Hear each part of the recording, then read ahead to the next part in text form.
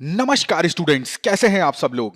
आप सबका एक बार फिर से स्वागत है Byju's exam prep IAS Hindi के यूट्यूब चैनल पर। आज है 21 नवंबर 2022। आज हम लोग देखेंगे कि हमारे द हिंदू के विश्लेषण में कौन कौन से आर्टिकल्स इंपॉर्टेंट हैं। सबसे पहला आर्टिकल प्रश्न संख्या 6 पे आपको मिलेगा। इसको आप सेकंड पेपर से जोड़ सकते हैं, जहां पर हम लोग सरकारी नीतियों के बारे में चर्चा करते हैं। देखिए, इस आर्टिकल में जो राइटर हैं उन्होंने दो मुद्दों को उठाया है और फिर दोनों मुद्दों को आपस में जोड़ दिया है। पहला मुद्दा, जैसा कि आप यहां देख पा रहे हो, a place for all refugees, यानी कि ये शरणार्थियों की बात करते हैं। दूसरा, यहां पर महिलाओं के बारे में ये बात करते हैं और फिर महिला और शरणार्थी को आपस में जोड़ के ये बेसिकली बात करना चाहते हैं कि शरणार्थियों में जो महिलाएं बाहर से भारत में आती हैं, उनके विकास के लिए, उनके सशक्तिकरण के लिए भारत सरकार क्या करती है। देखिए, ये आर्टिकल जो है उसकी शुरुआत होती है, यहां पर देखिए लिखा हुआ है 16 डेज ऑफ एक्टिविज्म। ये देखिए आपकी प्रारंभिक परीक्षा की दृष्टि से इंपॉर्टेंट हो जाएगा। जैसा कि आप यहां पे देख पा रहे हैं, ये मैंने ऑफिशियल वेबसाइट से लिया है। यूएन वुमेन, यूएन के अंतर्गत एक संस्था है। तो बेसिकली ये क्या करती है, जो महिलाओं के प्रति हिंसात्मक गतिविधियां होती हैं उसके विरोध में यहां पर 16 डेज का, अगर डेट की बात करें तो 25 नवंबर से लेकर 10 दिसंबर तक का ये जो 15 दिनों का समय होता है, इसमें एक ये मुहिम चलती है। अब देखिए, ये जो दो डेट है ना, ये अपने आप में ही एक डेटा है। कैसे? अगर 25 नवंबर की बात करेंगे ना, तो 25 नवंबर को अंतर्राष्ट्रीय महिला हिंसा उन्मूलन दिवस, international day for the elimination of violence against women. तो इस चीज को ध्यान रखिएगा। तो 25 नवंबर से ये स्टार्ट होगा और ये 10 दिसंबर तक चलता है। 10 दिसंबर को क्या मनाया जाता है? 10 दिसंबर को मनाया जाता है ह्यूमन राइट्स डे। और इसको बेसिकली चलाया किसके थ्रू जाता है? ये है यूनाइट, एक कैंपेन है। ठीक है, जैसा कि आप यहां पे देख पा रहे हो।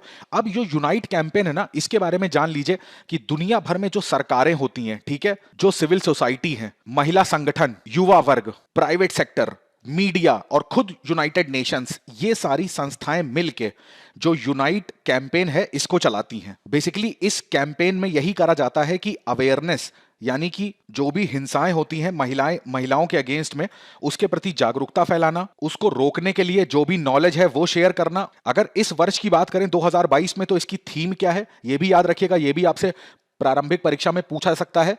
Unite activism to end violence against women and girls. इसी के साथ साथ जैसे 10 दिसंबर की डेट है तो ह्यूमन राइट्स डे होता है। ये भी देखिए ऑफिशियल वेबसाइट से लिया गया है। यहां पर आपको इसका थीम दिख रहा होगा, ऑल ह्यूमन ऑल इक्वल। ये भी आपकी प्रारंभिक परीक्षा की दृष्टि से इंपॉर्टेंट है, तो इसको भी याद रखिएगा। वापस आते हैं अपने आर्टिकल में। तो राइटर, मैंने आपको बताया कि 16 डेज ऑफ एक्टिविज्म जो है, यहां से अपनी बात को स्टार्ट करते हैं और ये पूरी दुनिया में जितना भी घरेलू हिंसा होती है, बाल विवाह होता है, मानव तस्करी होती है, और इसमें भी बेसिकली महिलाओं की बात कर रहे हैं, या कोई भी शारीरिक शोषण होता है, उनका कोई अब्यूज होता है, तो इन सब के विरोध में ये जो 16 डेज ऑफ एक्टिविज्म है इसको करा जाता है। अब राइटर यहां पे बताते हैं कि अगर पिछले 18 महीनों का कार्यकाल देखें तो उसमें क्या क्या हुआ। आपको पता है कि जो म्यांमार है वहां पर मिलिट्री शासन आया, तालिबान ने अफगानिस्तान को टेक ओवर कर लिया, रशिया ने यूक्रेन पर इन्वेड कर दिया। तो इन सारे घटनाक्रम में एक चीज कॉमन थी, वो ये थी कि भाई जो वहां पर लोग इस संकट को सहन नहीं कर पा रहे थे, तो वो अपना घर बार छोड़ के कहां चले जाते हैं? दूसरे देश में जाके शरण लेते हैं। तो उसमें महिलाएं भी होती हैं। अब महिलाओं की यहां पर बात करी जाती है, तो जब भी कोई शरणार्थी होता है, जब भी मान लीजिए कोई आपातकालीन स्थिति है या संकट की स्थिति है, वहां से यदि कोई पलायन करता है, तो उसका सबसे ज्यादा जो इंपैक्ट पड़ता है वो यहां पे राइटर बता रहे हैं महिलाओं के ऊपर पड़ता है। दूसरा, यहां पर देखिए कोविड-19 आया, तो इसका भी बहुत ज्यादा जो विपरीत प्रभाव था वो महिलाओं पर पड़ा। यहां पे राइटर भारत की तारीफ करते हुए कहते हैं, भारत भी दुनिया की लार्जेस्ट जो अर्थव्यवस्थाएं हैं, इकोनॉमीज हैं, उनमें से आता है। तो यहां पर महिलाओं की बात करी जा रही है, तो उनके लिए उनके अधिकारों की बात हो या फिर उनके डेवलपमेंट में जो गवर्नमेंट की पॉलिसीज होती हैं, जो योजनाएं होती हैं, उनकी बात करी जाए, तो भारत ने उसमें भी बढ़ चढ़कर हिस्सा लिया है। बहुत बार सुनते होंगे करंट अफेयर्स में, न्यूज में, कि भारत सरकार की ये पॉलिसी आ रही है, महिलाओं के लिए ये पॉलिसी आ रही है। बालिका के जन्म से लेकर और वृद्ध महिला तक भारत के अंदर सबके लिए अलग अलग योजनाएं भारत सरकार द्वारा बनाई जाती हैं। दूसरा, ये तो उनके डेवलपमेंट की बात हो गई। उसी के साथ साथ जब उनकी सुरक्षा की बात आती है, तो उसमें भी भारत सरकार जो है या राज्य सरकारें जो हैं, वो विभिन्न विभिन्न जो योजनाएं हैं वो बनाती हैं। यहां पर राइटर बताते हैं कि जो यूनिवर्सल सफरेज है, यानी कि जो सार्वभौमिक मताधिकार होता है, ये स्वतंत्रता के बाद ही महिलाओं को यहां पर दे दिया गया था। जो universal declaration of human rights है, उसमें जब ये लाइन बोली जा रही थी कि all men are created equal, तो यहां पर भारत ने आगे बढ़ के बोला था कि यहां पर मेन की जगह यहां पर क्या होना चाहिए,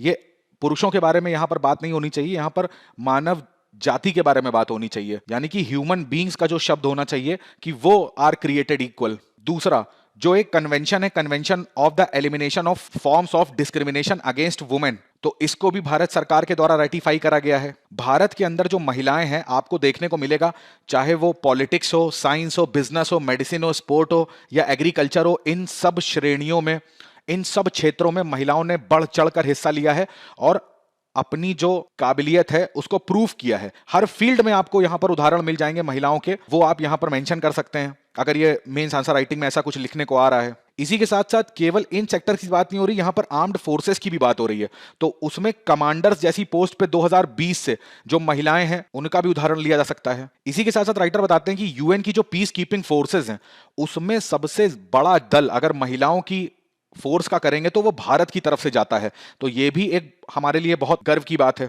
अब जैसा मैंने आपको बताया कि सेंट्रल गवर्नमेंट हो या स्टेट गवर्नमेंट हो, तो वो अपने अपने स्तर पे क्या करती हैं, जो पॉलिसीज हैं, जो प्रोग्राम्स हैं वो बनाती हैं। एक बालिका को उसकी पढ़ाई के बाद कैसे उसको उसके पैरों में खड़ा करना है, कैसे उसको आर्थिक रूप से सशक्त बनाना है, वहां तक की योजनाएं होती हैं। आप स्टैंड अप इंडिया का आपने नाम सुना होगा, तो वो उसका भी जिक्र आप यहां पे कर सकते हो, और ये दोनों ही के लिए, यानी कि शहरी और ग्रामीण महिलाओं दोनों के लिए है। तो ये तो यहां पर बात हो गई कि भाई महिलाओं की स्थिति भारत में क्या है। तो राइटर यहां पे बताते हैं कि भारत के अंदर जो महिलाएं हैं वो जो करना चाहती हैं वो कर सकती हैं किसी भी क्षेत्र में।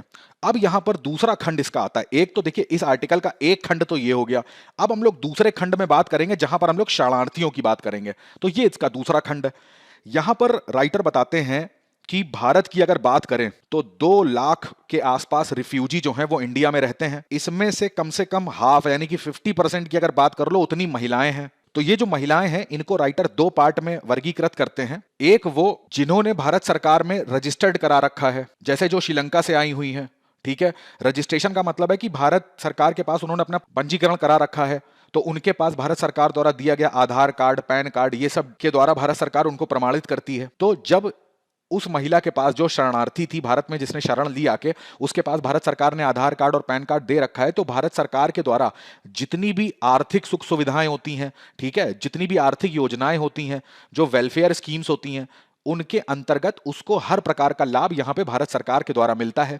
इसी के साथ साथ एक वर्ग ऐसा भी देखा जाता है जो अफगानिस्तान, म्यांमार और दूसरे देशों से आया है, जिन्होंने अपने आप को अभी तक भारत सरकार के पास अपना रजिस्ट्रेशन नहीं कराया, तो उनके पास ऐसा आधार कार्ड या पैन कार्ड जैसा कोई आईडी प्रूफ नहीं होता है, तो उनको ये सारी सुविधाएं नहीं मिल पाती हैं। तो वो क्या होता है, वो मुख्य धारा से फिर पीछे छूट जाती हैं। अब जैसे यहां पर राइटर उदाहरण लेते हैं कि म्यांमार से एक रिफ्यूजी महिला आई थी, तो उसने अपने आप का पंजीकरण जो था भारत सरकार में कराया, तो भारत सरकार की मदद से अभी वो क्या है कि वो पहली ऐसी महिला है जो एक यूनिवर्सिटी में उसने अपना दाखिला लिया है, तो उसकी पढ़ाई के लिए भारत सरकार ने यहां पर आगे आके हेल्प करी है।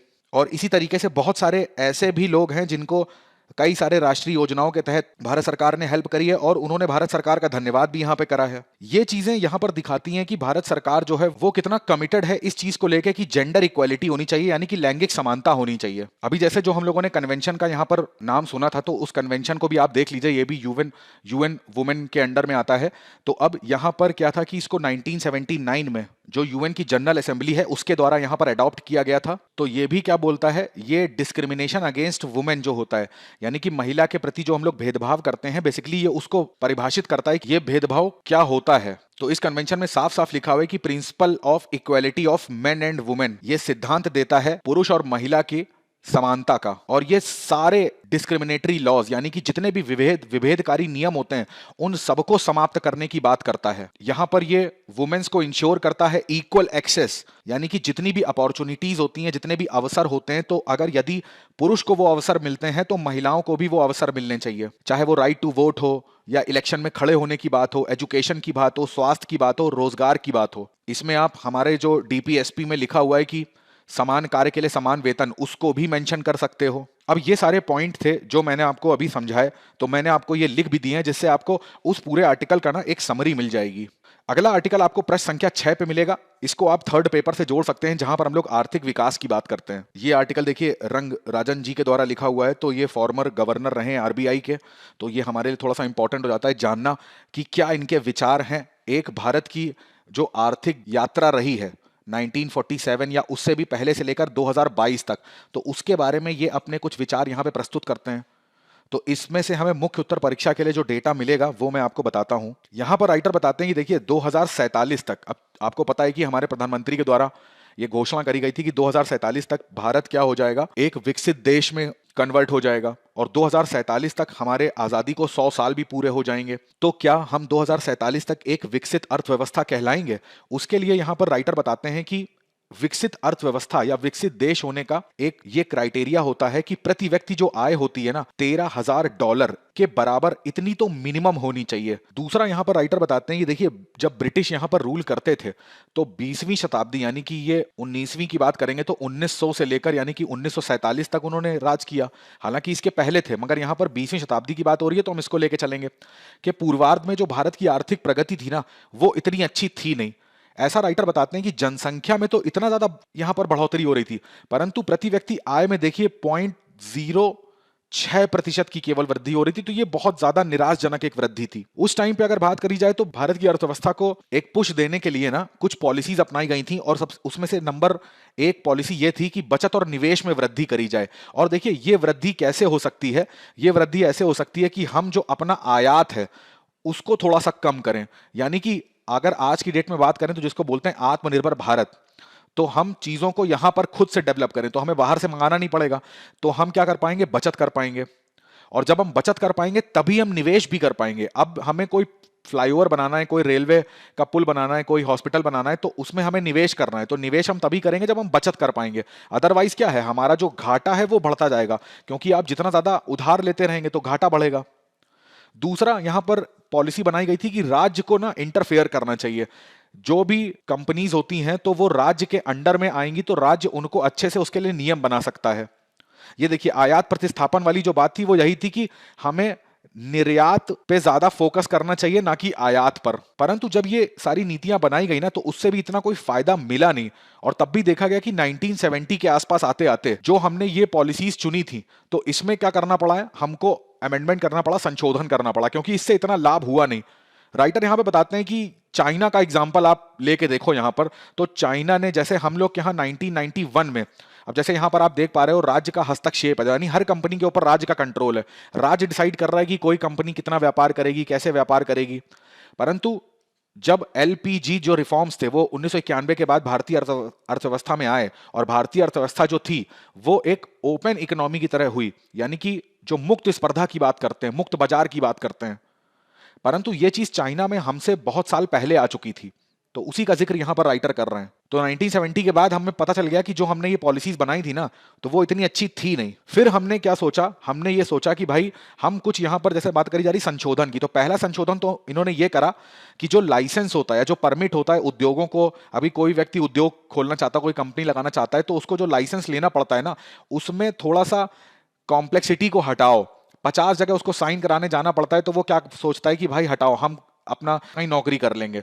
तो जो ये डॉक्यूमेंटेशन होता है ना, तो कोशिश करी जाती थी कि सिंगल विंडो डॉक्यूमेंटेशन हो। दूसरा, राज्य की भूमिका ना इतनी ज्यादा कंट्रोल करने की नहीं होनी चाहिए, तो इसको फिर से डिफाइन करने पर विचार करा जा रहा था। और जो अंतर्मुखी व्यापार की नीति है, यानी कि हम आंतरिक रूप से व्यापार करेंगे, बाहर की कोई कंपनी को हम अलाउ नहीं करेंगे, तो उसको भी क्या है, खत्म करो। भाई बाहर की कंपनियां जब आएंगी तो वो अपने साथ यहां पर एफडीआई लाएंगी, निवेश लाएंगी, और जब कोई भी कंपनी भारत के अंदर अपना प्लांट लगाएगी तो जाहिर सी बात है वहां पर लोगों को रोजगार भी देगी। तो आसपास का जो क्षेत्र है वो भी डेवलप होगा, यहाँ की चाय की दुकानें खुलेंगी, रेस्टोरेंट खुलेंगे, मकान बनेंगे, रोड्स बनने स्टार्ट हो जाएंगी, तो आसपास का डेवलपमेंट अपने आप हो जाएगा। वही 1970 में जैसे मैंने आपको बताया कि यहां पर भी कोई इतना प्रॉफिट हो नहीं रहा था, तो इसमें एक डेटा दे रखा था कि भारत की जनसंख्या तो 2.2% के हिसाब से बढ़ रही थी, परंतु अभी भी जो व्यक्ति आय दर है वो देखिए 1.4% के आसपास थी। बट एक पॉजिटिव पॉइंट ये था कि भारत में जो लिटरेसी रेट है, साक्षरता दर है, और जो जीवन प्रत्याशा है वो अच्छी देखने को मिली। और इसका मेन कारण यह था कि यहां पर स्वास्थ्य सुविधाएं अच्छी हो गई थी।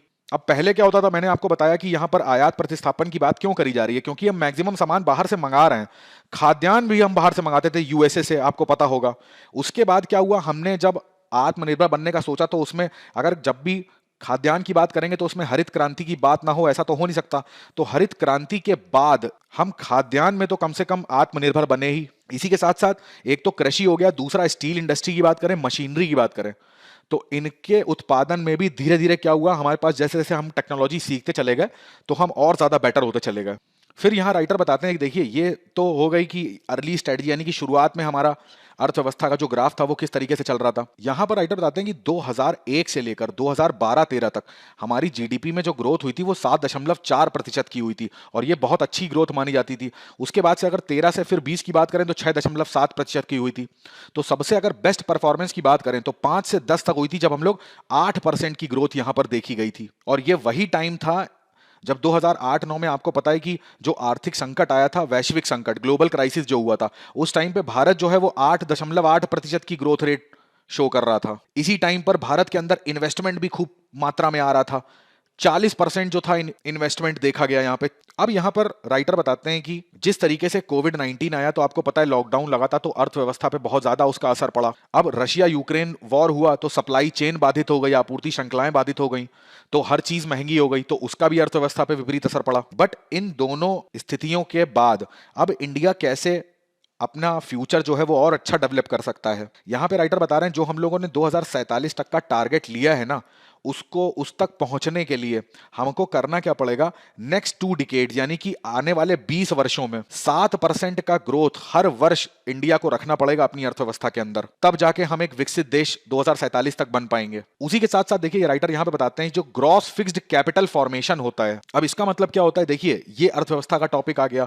इसका सीधा सा मतलब होता है कि यहां पर फिक्स्ड कैपिटल की बात हो रही है। फिक्स्ड कैपिटल का मतलब क्या है, एक उदाहरण के तौर पर मैं आपको बताता हूं।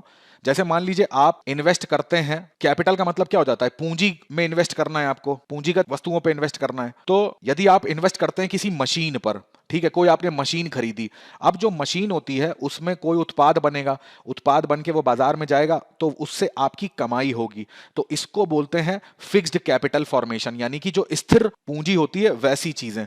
अभी हम लोग मान लीजिए कोई खाने की चीज पर इन्वेस्ट करते हैं, तो खाने की चीज क्या है, हमने मान ली 10 रुपए का एक चॉकलेट खरीदी, ठीक है, यहां पर हमने इन्वेस्ट किया, तो वो चॉकलेट हमने खा लिया, वो चॉकलेट वहां से समाप्त हो गई, वो जो वस्तु थी वो खत्म हो गई। बट स्थिर पूंजी क्या कहलाती है कि हम कोई ऐसी चीज खरीदें जो नष्ट ना हो और बदले में हमको रिटर्न दे। तो अगर यहां पे राइटर बताते हैं भारत फिक्स्ड कैपिटल में इन्वेस्ट करेगा ना, तो ये इन्वेस्टमेंट जो है भारत को 28% से लेकर 33% बढ़ा देगा भारत की जीडीपी को। दूसरा राइटर यहां पे बताते हैं कि पब्लिक इन्वेस्टमेंट के साथ साथ यहां पर प्राइवेट इन्वेस्टमेंट भी बहुत जरूरी होता है। आपको पता होगा पिछले कुछ दिनों में हम लोगों ने इन्वेस्टमेंट के ऊपर भी आर्टिकल डिस्कस करे थे, तो वहां पर भी राइटर ने जोर दिया था कि भाई प्राइवेट जो प्लेयर होते हैं उनको भी इन्वेस्टमेंट करना चाहिए। तो इसी तरीके से जो भी कॉर्पोरेट है या नॉन कॉर्पोरेट सेक्टर होता है उसको भी सरकार के साथ मिलके इंफ्रास्ट्रक्चर में इन्वेस्टमेंट करे, जो ये फिक्स्ड कैपिटल है इसमें इन्वेस्टमेंट करे। इंडिया को अपने एक्सपोर्ट सेक्टर को बहुत ज्यादा स्ट्रांग करना पड़ेगा। जितना हम लोग एक्सपोर्ट सेक्टर अपना स्ट्रांग करेंगे, हमारा जो फॉरेन रिजर्व है वो सेफ होगा, और वो सेफ होगा तो जाहिर सी बात है हमारे पास डॉलर्स रहेंगे। और एक्सपोर्ट सेक्टर को स्ट्रांग करने के लिए हमें अपने मैन्युफैक्चरिंग सेक्टर को स्ट्रांग करना पड़ेगा। सीधी सी बात है, जब हम कोई वस्तु बनाएंगे तभी हम बाहर बेचेंगे, और मैन्युफैक्चरिंग सेक्टर यानी कि जो हमारा सेकेंडरी सेक्टर होता है, द्वितीयक क्षेत्र होता है, तो उसमें हम जितना आत्मनिर्भर बनेंगे वो हमें लॉन्ग टर्म में उतना ही ज्यादा फायदा देगा। यहां पर राइटर बताते हैं देखिए आज की डेट में अगर बात करें तो इंडिया जो है वो 5वीं लार्जेस्ट अर्थव्यवस्था है, तो ये एक बहुत बड़ा अपने आप में अचीवमेंट है भारत का। बट इस अचीवमेंट से अब भारत को बढ़ना है आगे। तो ये था इस पूरे आर्टिकल का सार। अगला आर्टिकल आपको प्रश्न संख्या 10 पे देखने को मिलेगा, इसको आप सेकंड पेपर से जोड़ सकते हैं, जहां पर हम लोग अंतरराष्ट्रीय संबंधों के बारे में चर्चा करते हैं। अब देखिए इस आर्टिकल में मेन मुद्दा क्या है, ये आप अपने मेंस उत्तर परीक्षा में इसको यूज कर सकते हो, इस रिपोर्ट को। तो यहां पे लिखा हुआ है कि इंडिया ने $15 बिलियन जो हैं वो सॉफ्ट लोन की तरह अपने पड़ोसियों को दिए हैं। अब ये रिपोर्ट जो ये आया है आंकड़ा, उसमें ये बताया गया कि पहले ये करीब $3 बिलियन का सॉफ्ट लोन होता था, जो हम अपने जितने भी पड़ोसियों को हम लोन देते हैं, ये टोटल उस लोन की मात्रा थी, और वो बढ़ के अब आज की डेट में कितनी हो गई है, $15 बिलियन।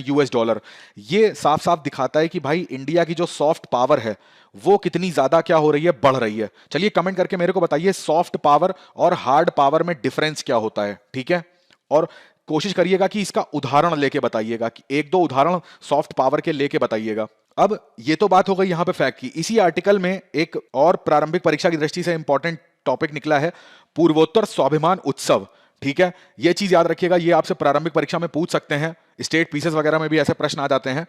तो पूर्वोत्तर स्वाभिमान उत्सव जो है ये इंडियन आर्मी की जो ईस्टर्न कमांड है, ठीक है, ईस्टर्न कमांड, उसके द्वारा आयोजित करा गया है। कमेंट करके बताइएगा कि ईस्टर्न कमांड का हेडक्वार्टर कहां पे पड़ता है भारत में। तो गुवाहाटी में ये आयोजित करा गया, इसको भी याद रखिएगा। अब बेसिकली ये जो पूर्वोत्तर स्वाभिमान उत्सव है ना, ये होता क्या है, इसमें ये करा गया कि इंडियन आर्मी जो थी, अब ये असम गुवाहाटी में हो रहा है, तो इसका मतलब है कि ये नॉर्थ ईस्ट का रीजन है। तो नॉर्थ ईस्ट रीजन में जितनी भी वीर नारी हुई हैं, ठीक है, वीर नारी का मतलब है यहां पर कि इनके वो सारे यहाँ के नागरिक जिन्होंने भारत के राष्ट्र निर्माण के लिए अपना योगदान दिया है, जिनको लोग नहीं जानते हैं, तो उनको पूरे भारत से उनका परिचय कराना, प्लस यहां पर जो भी नॉर्थ ईस्ट की संस्कृति है, जो उनका कल्चर है, उसको भी पूरे देश से भली भांति परिचित कराना। तो ये दो मुख्य उद्देश्य हैं इस पूर्वोत्तर स्वाभिमान उत्सव के, इसको याद रखिएगा आप। अगला आर्टिकल देखिए, पृष्ठ संख्या 10 पर आपको मिलेगा, इसको भी आप सेकंड पेपर से जोड़ सकते हैं, जहां पर हम लोग अंतरराष्ट्रीय संबंधों के बारे में चर्चा करेंगे। इस न्यूज आर्टिकल में इंपॉर्टेंट क्या है वो मैं आपको बताता हूं। यहां पर जो हमारे वाइस प्रेसिडेंट हैं वो दोहा गए हैं। दोहा कहां पर पड़ता है, कतर में। बेसिकली ये जो आर्टिकल में आप हेडिंग देख पा रहे होगे कि 8 एक्स नेवी के जो ऑफिसर्स थे उनको रिलीज कराने के लिए। तो अभी एक एक करके मुद्दों पे चर्चा कर लेते हैं। तो यहां पर देखिए हुआ क्या, एक बार इसकी मैपिंग से स्टार्ट करते हैं। तो आपको यह पता होना चाहिए कि जो कतर है, ठीक है, वो कहां पर उसकी लोकेशन है। यहां पर आप अरब सागर देख पा रहे हो, ये पर्शियन गल्फ है। तो यहां से जब आप जाओगे तो ये वाला जो देश आपको देखने को मिल रहा है उसको बोलते हैं कतर, और इसकी कैपिटल क्या है, दोहा है। तो ये लोकेशन इंपॉर्टेंट है, इसको याद रखिएगा। इस बार का जो फुटबॉल वर्ल्ड कप हो रहा है वो भी यहीं पर हो रहा है, तो ये इस वजह से भी इंपॉर्टेंट हो जाती है। तो फुटबॉल वर्ल्ड कप का जो इनॉग्रेशन था, उद्घाटन था, तो उसी के उपलक्ष्य में हमारे उपराष्ट्रपति की यात्रा हुई कतर की। अब यहां पर दूसरा मुद्दा यह था कि हमारी इंडियन नेवी के एक्स यानी कि पूर्व 8 ऑफिसर जो थे वो कतर में अरेस्ट कर लिए गए। अब देखिए ये यहां पर क्या है, जैसा कि आर्टिकल में मैं आपको दिखाता हूं, कतर की एक कंपनी है दाहरा ग्लोबल, ठीक है। तो दाहरा ग्लोबल जो यहाँ की कंपनी है, यहाँ पर वो 8 इंडियन नेवी के जो ऑफिसर थे वो जॉब करते थे। अब देखिए रिटायरमेंट के बाद उनको यहाँ पर जॉब मिल गई थी, तो वो यहीं पर रह के जॉब करने लगे थे। परंतु होता क्या है, आर्टिकल की बात करें तो 80 दिन हो गए उनको अरेस्ट करे। तो उनके अरेस्ट की जो डेट थी वो 30 अगस्त थी। इनके ऊपर ये आरोप लगाया गया था कि ये जो है वो स्पाई कर रहे हैं, यानी कि जासूसी कर रहे हैं कतर की, किसके लिए, इजराइल के लिए। जब यहां पर भारत सरकार ने इनसे पूछा भी, कतर सरकार से, कि आपने इनको अरेस्ट क्यों किया है, तो इन्होंने कोई इसका उचित कारण तक नहीं बताया। अब ये जो स्पाई और इजराइल वाली जो मैं आपको बात बता रहा हूं, ये एक्चुअली में पाकिस्तानी जो मीडिया है उसके द्वारा यहां पर मीडिया में हाईलाइट हो गई थी। इसी वजह से ऐसा बोला जा रहा है कि कतर पुलिस ने यहां पर इन ऑफिसर्स को अरेस्ट किया, और जैसे ही इनको अरेस्ट किया तो अब चूंकि भारत के सैनिक रहे हैं ये, तो भारत सरकार का इंटरफेयर करना यहां पर जरूरी हो जाता है।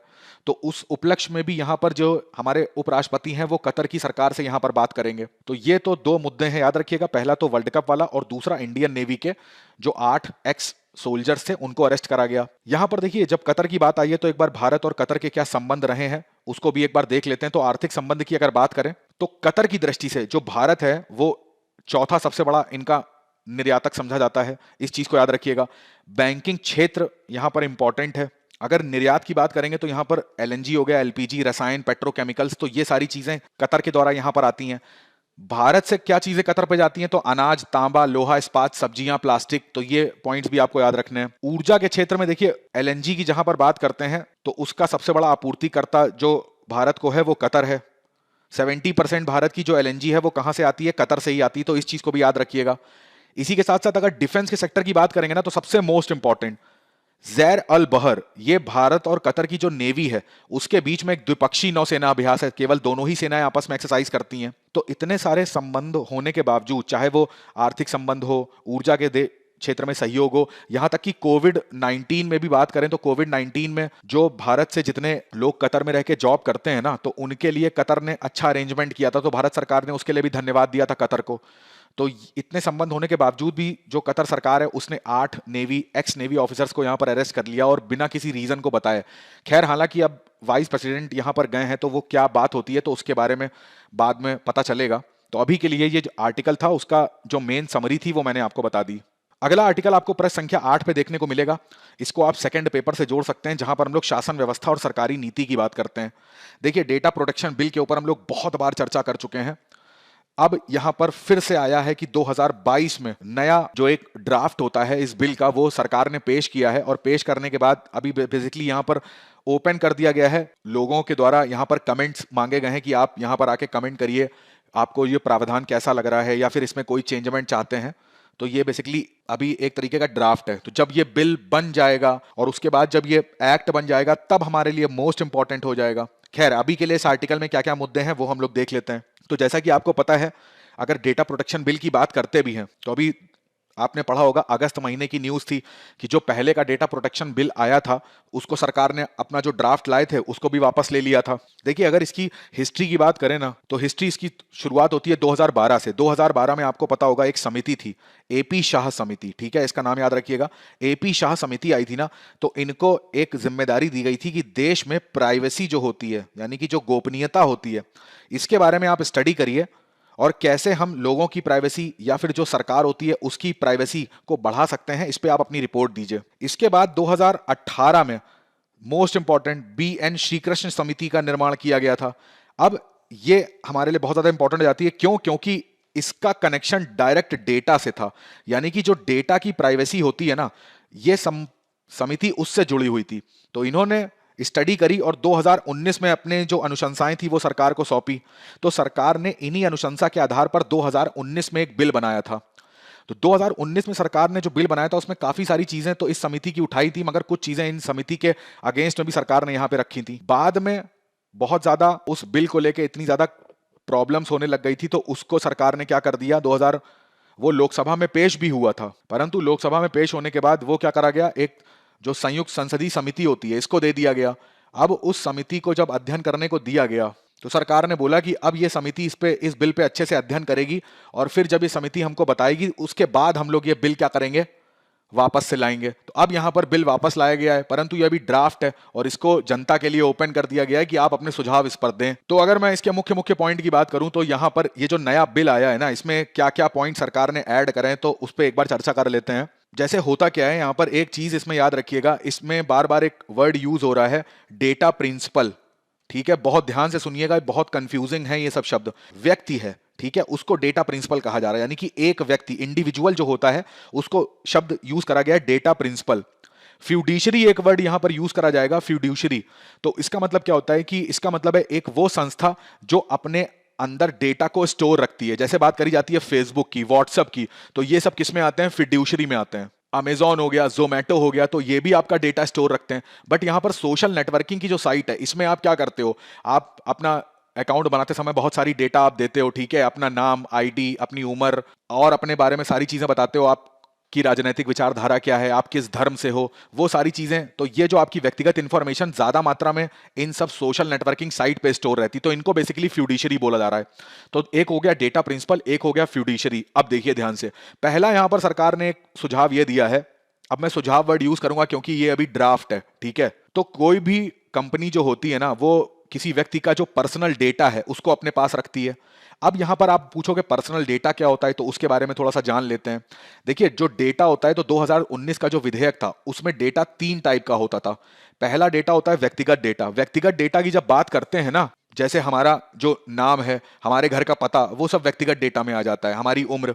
संवेदनशील व्यक्तिगत डेटा क्या होता है, जैसे मान लीजिए हमारी जाति की बात होती है या हमारे धर्म की बात होती है, हमारा कोई बायोमेट्रिक है ना, हमारे अकाउंट नंबर की बात होती है, हम जो भी व्यक्ति होता है वो उसका यौन अभिविन्यास क्या है, यानी सेक्सुअल ओरिएंटेशन क्या है। तो ये सारी चीजें क्या होती हैं, ये होती हैं संवेदनशील डेटा में। महत्वपूर्ण व्यक्तिगत डेटा में क्या होता है, यहां पर वो चीजें आती हैं जैसे हमारे देश की जो सेना होती है, इसके जो डॉक्यूमेंट्स होते हैं, या कोई भी सरकार जिस भी मंत्रालय को चाहती है कि वो इसको मान लेगी कि इसका जो भी इंफॉर्मेशन है, इसका जो भी डेटा है वो कैसा है, महत्वपूर्ण व्यक्तिगत डेटा की श्रेणी में आता है। तो ये सारे डेटा क्या होते हैं, महत्वपूर्ण व्यक्तिगत डेटा होते हैं। तो इस बिल में बेसिकली बात क्या करी जा रही है कि जो व्यक्ति का व्यक्तिगत डेटा होता है, ठीक है, जो पहली श्रेणी मैंने आपको बताई, तो वो जो व्यक्तिगत डेटा है, तो कोई भी कंपनी जब उस व्यक्ति से उसका पर्सनल डेटा यानी व्यक्तिगत डेटा लेती है तो उसमें उस व्यक्ति का कंसेंट होना चाहिए, ठीक है, व्यक्ति की रजामंदी से ही वो ये डेटा ले सकते हैं। दूसरा, जिस भी पर्पस के लिए ये कंपनी इससे डेटा ले रही है, मान लीजिए मैं हूं, तो मेरे से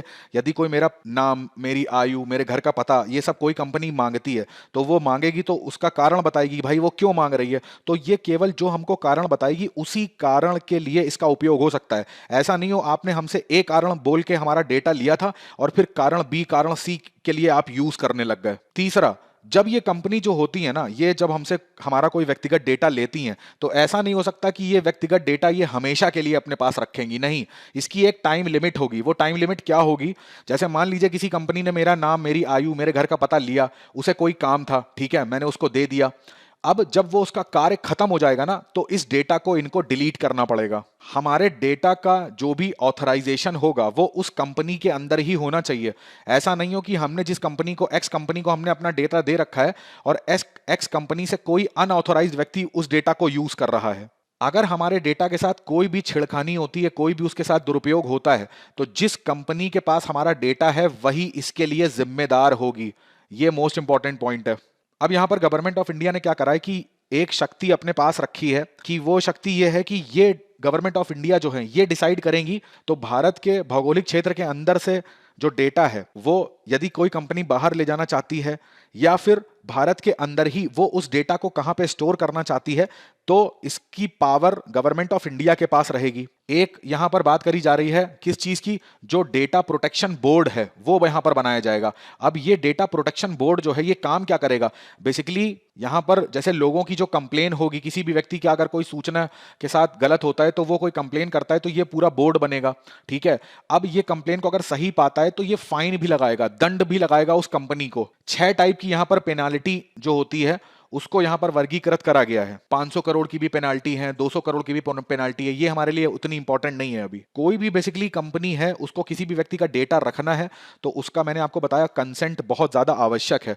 दूसरा, उसमें यह भी लिखा हुआ है इस ड्राफ्ट में कि भाई अगर मान लीजिए ए जो व्यक्ति था उसने एक्स कंपनी को अपना कंसेंट दे दिया, अब ए का जो व्यक्तिगत डेटा था वो इसने स्टोर भी कर लिया, परंतु आगे चल के अगर ए जो है वो अपना कंसेंट वापस ले लेता, अगर इसको किसी चीज का डर होता है कि भाई ये कंपनी गलत कर सकती है और ये बोलता है कि हम अपना डेटा अब आपको नहीं देना चाहते, आप अपने एंड पर उसको डिलीट करें, तो इस कंपनी को वो डेटा को डिलीट करना भी पड़ेगा और पर्पस खत्म होने के बाद तो उसको डिलीट करना ही पड़ जाएगा। तो यहां पर किसी भी समय ये व्यक्ति जो है वो कंसेंट वापस भी ले सकता है, ठीक है। तो ये कुछ मुख्य यहां पर प्रावधान थे जो मैंने आपको यहां पर बताए। चलिए यहां पर एक प्रश्न पूछता हूं आपसे, 2019 के विधेयक में बहुत चर्चा में था ये डेटा मिररिंग। ये क्या कॉन्सेप्ट होता है? कमेंट करके बताइएगा। Data mirroring. अब देखिए यहां पर बेसिक सी चीज लिख रखी है कि अगर किस चीज को बार बार यहां पर डेटा वर्ड आ रहा है तो किस चीज को डेटा समझा जाएगा। तो कोई भी सोशल मीडिया की पोस्ट होती है, कोई मैसेज होता है, अब मान लीजिए हम हैं, ठीक है, कहीं घूमने गए, गोवा घूमने गए, ठीक है, तो वहां जाते हैं तो तुरंत अपने इंस्टाग्राम पे, फेसबुक पे कुछ भी अपलोड कर देते हैं, ठीक है, तो वो सब क्या है? वो एक टाइप का डेटा होता है। आप कोई चीज ऑनलाइन खरीदते हैं तो उसका पेमेंट करते हैं, तो पेमेंट का भी जो डेटा होता है वो भी सब क्या है? वो भी आपके सूचना के अंतर्गत आता है। आप कहीं पर सिस्टम में बैठते हैं अपने लैपटॉप में, मोबाइल में, तो उसमें कुछ भी आप सर्च करते हो तो वो भी एक टाइप का क्या होता है? डेटा होता है। तो इन्हीं सारे डेटास को क्या करना है? गवर्नमेंट को सिक्योर करना है। तो बेसिकली उस डेटा का जो राजनीतिक दल है या कोई प्राइवेट कंपनी है वो किसी भी तरीके से गलत यूज ना करें, इस वजह से इस बिल को लाया जा रहा है। अब जैसा मैंने आपको बताया, डेटा फिड्यूशरी कौन सी कंपनीज होती हैं? जो डेटा को एकत्र करती हैं, जैसे व्हाट्सअप हो गया, फेसबुक हो गया, तो ये इनके पास आपका बहुत सारा डेटा एकत्रित होता है, तो इन्हीं को रेगुलेट करना है सरकार को। ये एक हिस्ट्री दे रखी है डेटा प्रोटेक्शन बिल की, इसको आप जरूर नोट कर लीजिएगा। शॉर्टकट में आप फ्लो चार्ट बना के नोट कर लेंगे ना तो आपको याद करने में आसानी रहेगी। चलिए, पहला तो प्रश्न मैंने आपसे पूछा है कि डेटा मिररिंग क्या होती है, वो आपको बताना है। दूसरा प्रश्न एक मैं आपसे पूछता हूं, अभी आपको पता है COP27 खत्म हुआ है। चलिए बताइएगा, COP27 जो था वो कहां पे आयोजित करा गया था? तो उसमें भारत की तरफ से एक प्रतिबद्धता बताई गई थी, LTLEDS। मेरे को बताइए ये क्या है? अब मुख्य परीक्षा अभ्यास प्रश्न पे नजर डालते हैं। सबसे पहला प्रश्न, व्यक्तिगत डेटा को सुरक्षित रखना भारत को सही मायने में डिजिटल बनाने की कुंजी है। इस कथन के आलोक में व्यक्तिगत डेटा संरक्षण विधेयक 2019 की मुख्य चिंताओं का उल्लेख करिए, इससे निपटने के उपाय भी सुझाइए। दूसरा प्रश्न है, महिला शरणार्थी जो अपने घरों से भागने के लिए मजबूर होती हैं, उन्हें तस्करी, यौन शोषण और अन्य प्रकार के दुर्व्यवहार का सामना करना पड़ता है। उपरोक्त मुद्दों के संभावित समाधान को सुझाएं। दोनों ही प्रश्न इंपॉर्टेंट हैं, लिखने का प्रयास जरूर करिएगा। आज के सत्र में बस इतना ही रखते हैं। मैं आशा करता हूं आज का सत्र आपको अच्छा लगा होगा। अच्छा लगा है तो लाइक, शेयर और सब्सक्राइब करना बिल्कुल भी मत भूलिएगा। मिलते हैं द हिंदू के अगले सत्र में कुछ नए आर्टिकल्स के साथ। तब तक अपनी पढ़ाई करते रहिए, स्वस्थ रहिए। सबसे इंपॉर्टेंट, अपने माता पिता का बहुत सारा ध्यान रखिए। आप सभी का बहुत बहुत धन्यवाद।